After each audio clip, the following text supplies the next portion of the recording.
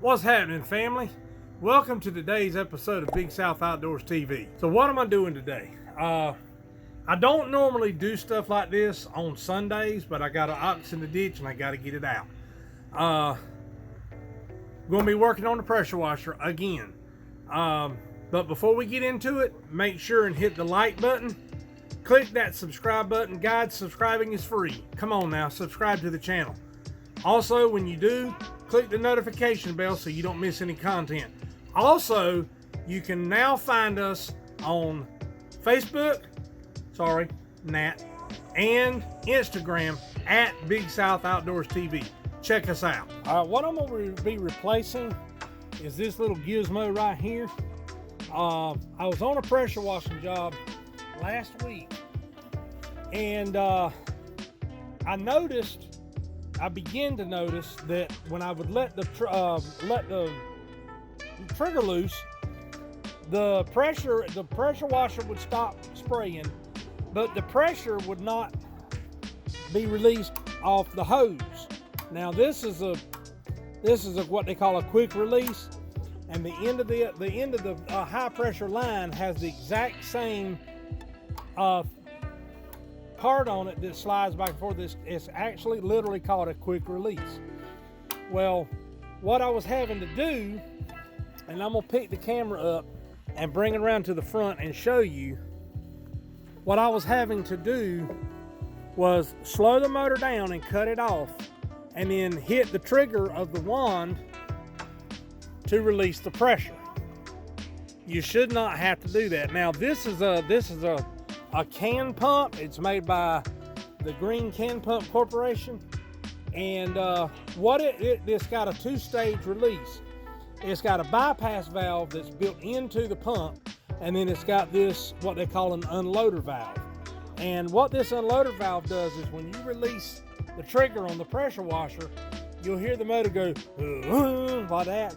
And what this thing does, it's got a little piston in the bottom of it. Matter of fact, I've got the new one right here. I'll take it out and show it to you. Well, no, I won't either because it's sealed.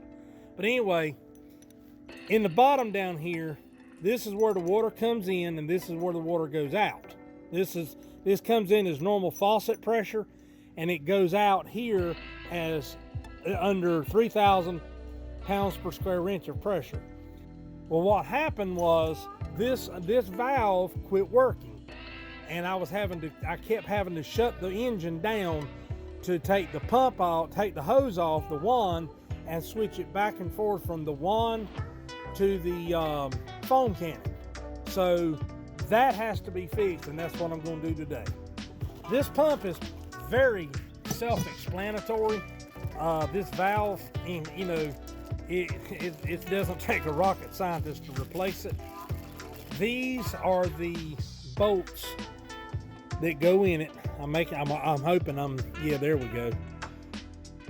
There we go. See, it's got the O-ring right there. It's got the threaded end, and it's got the water jackets in both of these. See, one's bigger and one's smaller. And you got to make sure you get the right one in the right hole. But anyway, see that one? See how much bigger that one is than this one? You can really see it when I put them side by side, how much bigger one is than the other. And guys, I'm sorry for the camera work. I'm not really good at it. But Nate is busy, and he's not available, so he's not running the camera for me today. I'm doing this one solo. But anyway, all you need to take this off, because it's all one, as you can see, it's all one unit. That's all it is. And I'm trying to get away from it. There you go. See, it's all one unit. And what's contained under this cap is a spring. And all this is spring loaded. And what this handle valve does, this is what they call a variable pressure pump. And you turn it all the way out right there, and it drops the pump pressure down to 2,400 PSI. You turn it all the way down, and it increases it to 3,100 PSI. And that's all it does. But anyway, what you're going to need for this repair is a simple crescent wrench. That's it. And here's what we're gonna do. I'm gonna break these bad boys loose. I'm gonna get on this side of the camera. There we go. And like I said, make sure you keep track of which one of these bolts has the big hole, the big water jacket in it, and which one has the small one, because you've got to put them in the proper places or the pump won't work. So you can see water coming out of it there. This one has the big one. So the big one goes in the bottom. That's all you got to do is make sure you get in the right place. And you just adjust it, get it where the that whole thing turned. There we go. Got it broke loose. See if I can turn it. Nope, can't turn it by hand yet.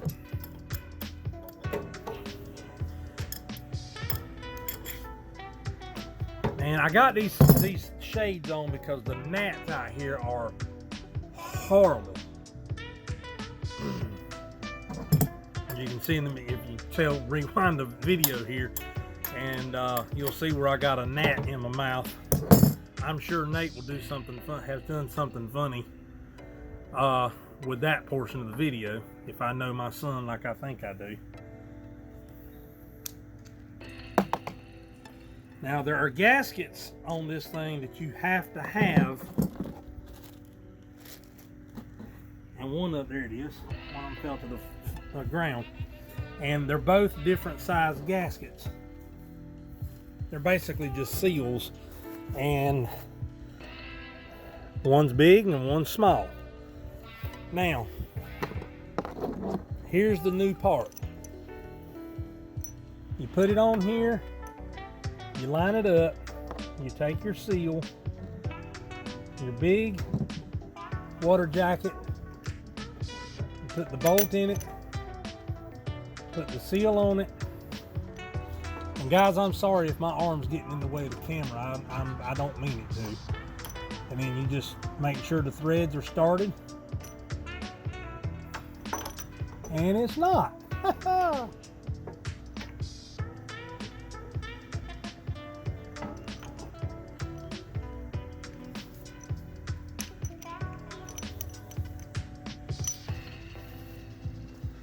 Maybe. Let me check and see if these bolts are the same length. They don't seem to be.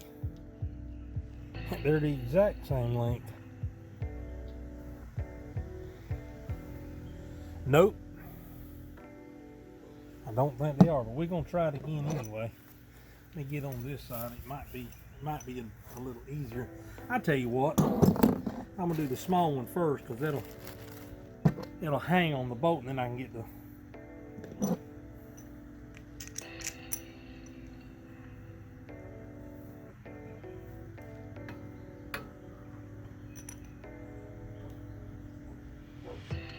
yeah, that's the right one. It started right in there.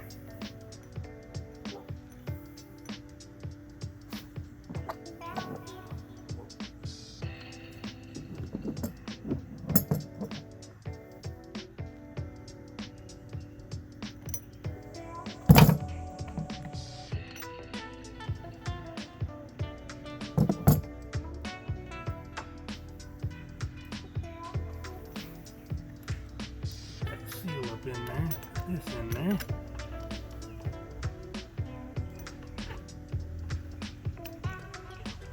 I declare that one there don't want to start up in there.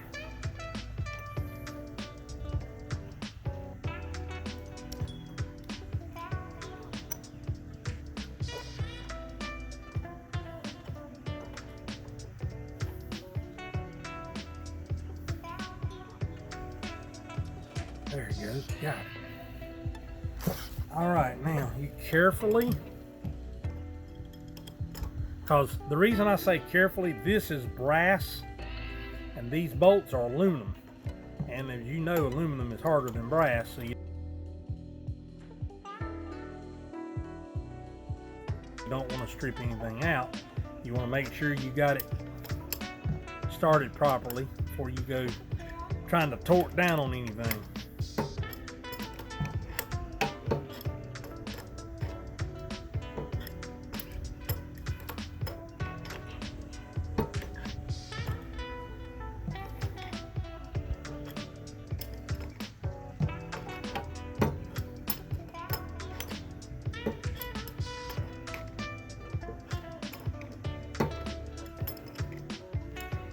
gonna go to the top one. Oops.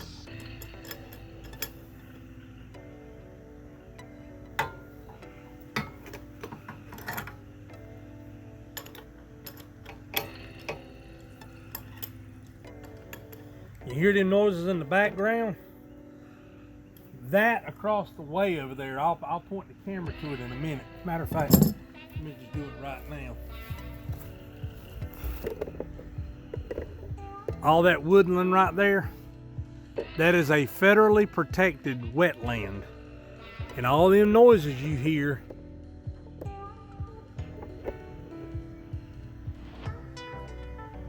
like that one. Oh, now that I started talking about them, they quit. All those chirps you hear, those are tree frogs. They got the little sticky feet on them. They live out there in that wetland.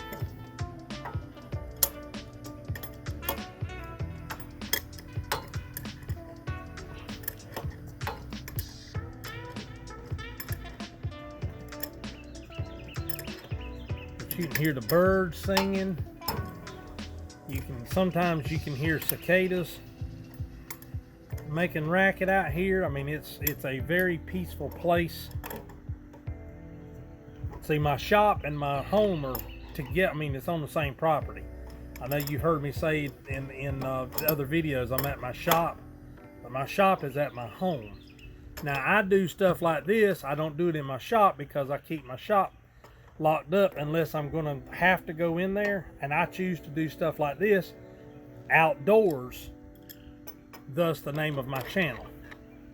I'd rather be outside than anywhere else. I don't want to be in a stuffy shop. All right, got it tight. So that's the installation of the new unloader valve. All right, guys, that's going to do it for this video. This repair is pretty self-explanatory, and it's actually very simple. I'll have Nate put the part number to this for this pressure washer pump and this valve right here. And I'll also have him put it in the description below. So it'll be there. And I'll also have him put the website where I ordered this part from. I'll have it in the website there. But guys, that's going to do it for this video. I hope you enjoyed it. If you haven't already, please subscribe to the channel. Click that like button if you're enjoying the content of these videos. And be sure and click that notification bell when you do. This is Brian with Big South Outdoors TV saying live big, live southern, and live outdoors. Have a good day, folks.